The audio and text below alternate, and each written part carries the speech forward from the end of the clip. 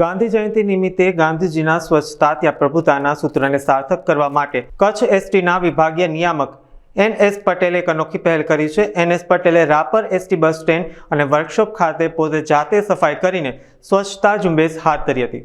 તેમણે મારું ગામ સ્વચ્છ ગામ મારી ઓફિસ સ્વચ્છ ઓફિસ જેવા સૂત્રો સાથે મુસાફર જનતા અને કર્મચારીઓને સ્વચ્છતા જાળવવા માટે માર્ગદર્શન આપ્યું હતું અને સ્વચ્છતાનું મહત્વ પણ સમજાવ્યું હતું।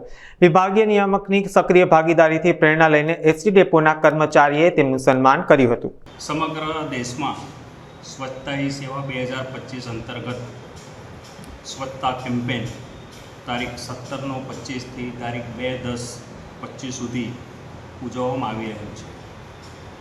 આ સમગ્ર સ્વચ્છતા કેમ્પેનમાં મુસાફર જનતા પણ આ કેમ્પેનનો ભાગ બને તે હેતુસર નિગમના વિવિધ બસ સ્ટેશન તેમજ વર્કશોપ ખાતે સ્વચ્છતા અભિયાનના ભાગરૂપે વિવિધ એક્ટિવિટી કરવામાં આવી રહી છે।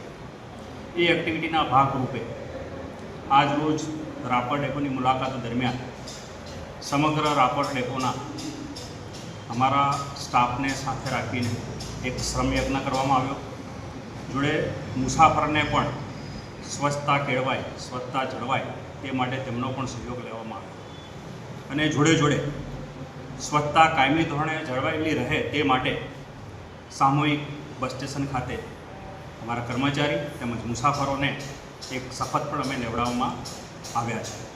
વિશેષ જે સ્વચ્છતા કરવા માટે થઈને જે સફાઈ કર્મચારીઓ જે છે તેઓને પણ આજ રોજ મુસાફર જનતાની વચ્ચે જાહેરમાં તેમનું સન્માન પણ કરવામાં આવ્યું છે, તેમનું અભિવાદન પણ કરવામાં આવ્યું છે અને આ સ્વચ્છતા આજ રોજ તારીખ 2 ગાંધી જયંતિ નિમિત્તે આ રીતનું એક આગોતરું આયોજન કરીને આજે અમે સફળ બનાવ્યું છે અને એમાં મુસાફર જનતાને પણ અપીલ કરવામાં આવી છે કે બસ સ્ટેશન તેમજ બસની પણ સફાઈમાં તેઓ પણ પોતાનો સહયોગ આપે।